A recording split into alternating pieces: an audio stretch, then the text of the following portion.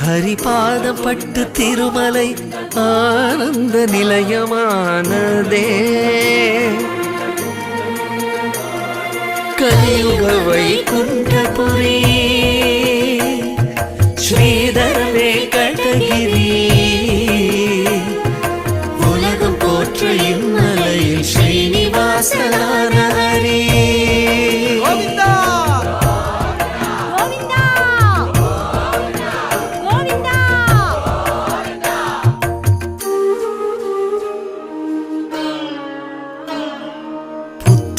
மூட தவசியானான் புருஷோத்தமனே லக்ஷ்மி லக்ஷ்மி என்று பரதவித்தனன் ஹரனும் பிரமனும்